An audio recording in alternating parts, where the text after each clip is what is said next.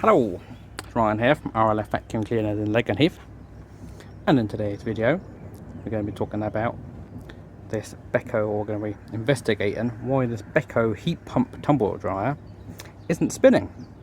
So what we'll do is we'll just quickly fire it up.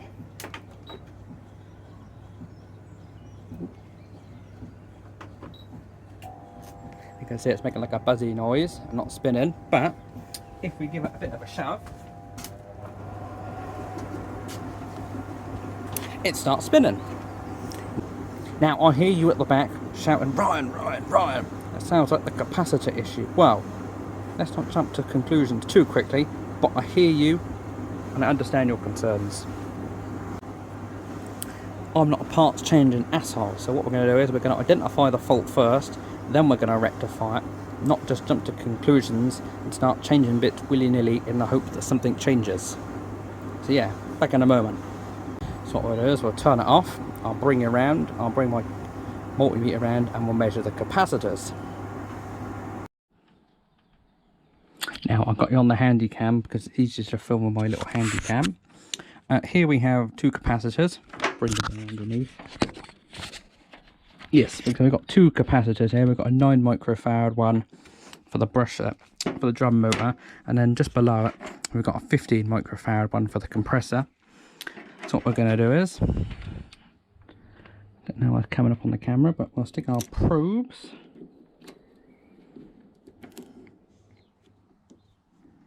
on, and you can see we're getting 8.5 microfarads, which is pretty much bang on. That's pretty much bang on. And just for giggles, we'll do the bottom one as well, even though this is for the compressor.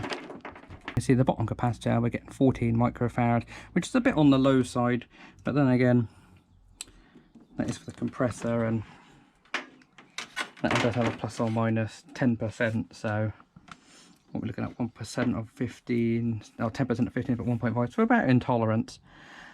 But again, with these good capacitors, the drum doesn't spin.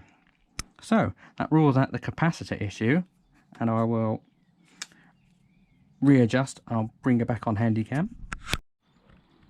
So that means the issue must be either on the wiring here or the motor.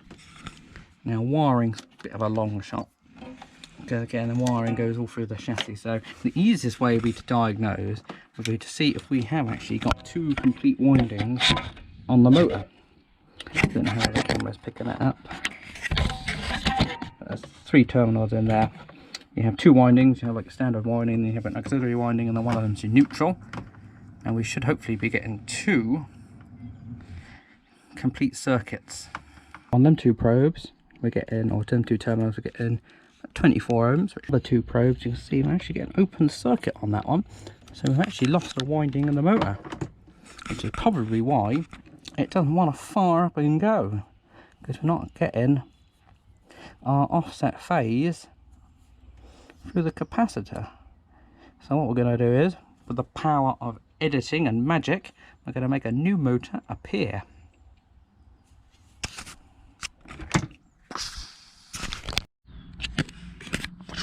Here we are. Here we have a new motor and fan assembly.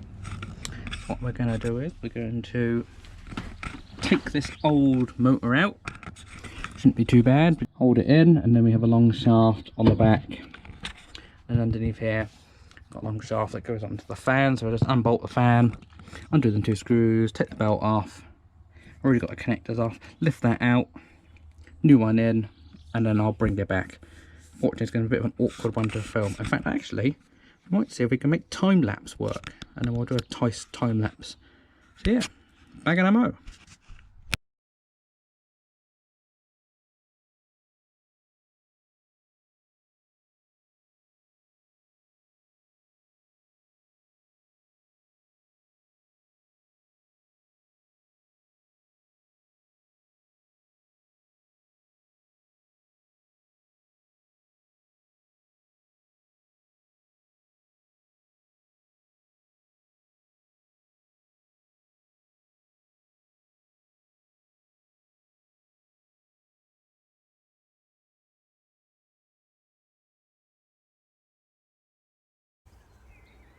I'll fire up the big camera now, and then we can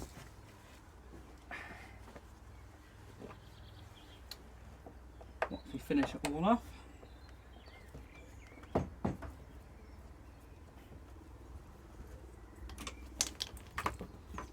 My big head's going to be in the way, but it won't be a problem.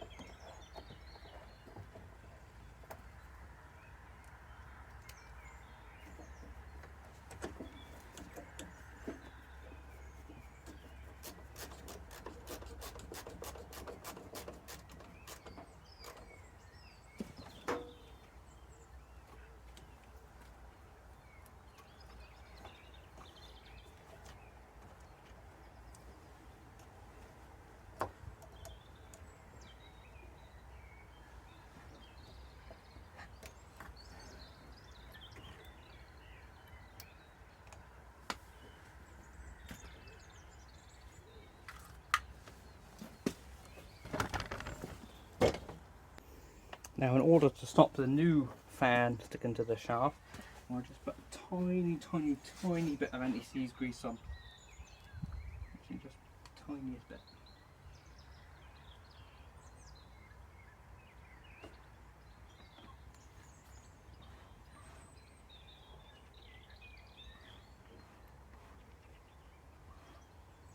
Just enough so hopefully it doesn't seize on again.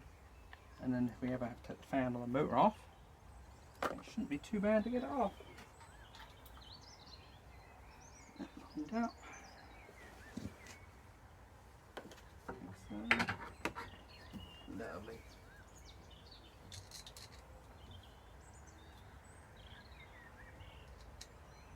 It's amazing how simple it is when everything's nice and free and loose.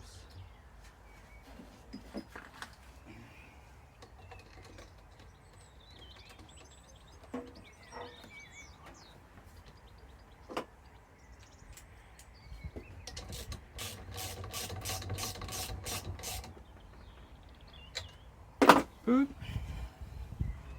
Belts on, plugs in, everything's connected. Before we go too far, we'll just check it all over, make sure it actually works.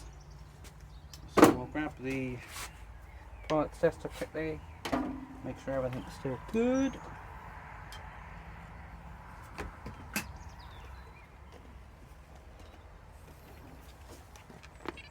As you know, safety first.